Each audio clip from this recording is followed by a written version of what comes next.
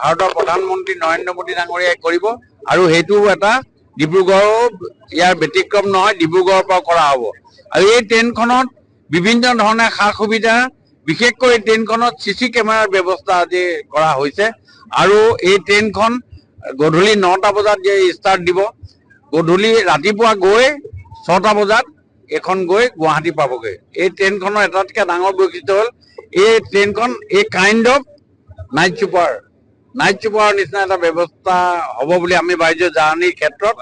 আৰু ইয়াৰ যিখিনি ব্যৱস্থা আছে, সুবিধা আছে, খুব ভাল হৈছে।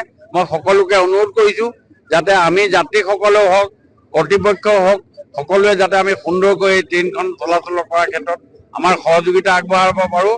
আমি ৰেল বিভাগ আৰু ভাৰতৰ প্ৰধানমন্ত্ৰী নৰেন্দ্ৰ মোদী ডাঙৰীয়াক আমি বিশেষভাৱে ধন্যবাদ জ্ঞাপন কৰিছোঁ।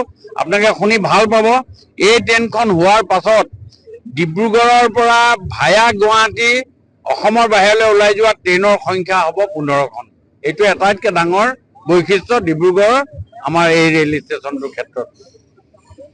প্ৰায় দিনটোত 15খনকৈ ট্ৰেইন গুৱাহাটী হৈ যাব বাহিৰলৈ আৰু এই ট্ৰেইনখনে 8 ঘণ্টাৰ পৰা 9 ঘণ্টা সময়ৰ ভিতৰত গুৱাহাটী পোৱাৰ ব্যৱস্থা কৰিব। সন্ধিয়া 9টা বজাত যদি আমাৰ ষ্টাৰ্ট দিয়ে তেতিয়াহ'লে ৰাতিপুৱা 6টা বজাত গুৱাহাটী পাব। এই কাইণ্ড অফ নাইট চুপাৰ বুলি আপুনি ক'ব পাৰিব, নাইট চুপাৰৰ নিচিনা ব্যৱস্থা থাকিব। আৰু মই ভাবোঁ এই ট্ৰেইনৰ জৰিয়তে ডিব্ৰুগড়ৰ পৰা যিটো যাতায়াতৰ কথা, ৰেলৰ যাতায়াতৰ ক্ষেত্ৰত এটা সাংঘাতিক ধৰণৰে ভূমিকা গ্ৰহণ কৰিলে। মই ৰেল কৰ্তৃপক্ষক আৰু ৰেল মন্ত্ৰী তথা তাৰ উপৰিও ভাৰতৰ প্ৰধানমন্ত্ৰী নৰেন্দ্ৰ মোদী ডাঙৰীয়াক আমি ডিব্ৰুগড়বাসীৰ হৈ বিশেষভাৱে ধন্যবাদ জ্ঞাপন কৰিছোঁ।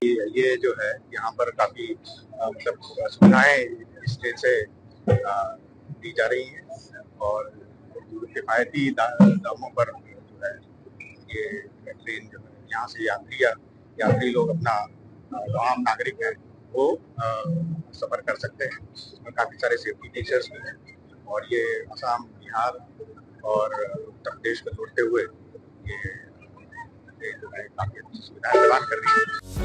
যিকোনো খবৰৰ বাবে যোগাযোগ কৰক আমাৰ এই নম্বৰত 9181 307 221।